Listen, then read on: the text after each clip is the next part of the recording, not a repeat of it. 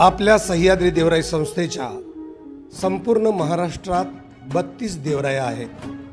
आता जुन्नर तालुक्यात आलमे गावात आपण नवीन देवराई सुरू करतोय. खरं तर नवीन देवराई सुरू होणं ही आपल्यासाठी आता नेहमीच कामाची गोष्ट आहे. पण जुन्नर तालुक्यातल्या आलमे गावातली देवराई खास आहे आणि त्याला कारण आहे ते 26 जानेवारी 2026 पासून आपल्या सह्याद्री देवराईचं नाव बदलून छत्रपती शिवाजी महाराज सह्याद्री देवराई असं नाव ठेवत आपण. आपल्या प्रत्येक देवराईचं नाव आता छत्रपती शिवाजी महाराज सह्याद्री देवराई असणार आहे. म्हणून हा सोहळा खास आहे. आपल्या राजाच्या नावानं जुन्नरच्या मातीत नव्या देशी झाडांचं राज्य येणार आहे. नवे झाडांचा राज्याभिषेक होणार आहे आणि त्यासाठी आपण सारे मावळे जमणार आहोत. पण फक्त घोषणा द्यायच्या का? नाही.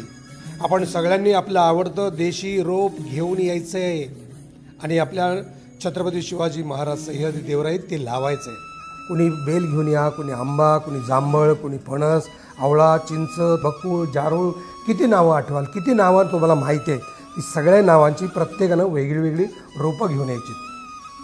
आपल्या राजाच्या या देवराईत आपलं एक रोप असावं, आपल्या आवडीचं बीज असावं. आपल्या महाराजांच्या पावन स्पर्शाने पवित्र झालेल्या भूमीत आपल्या घामाचा थेंब असावा.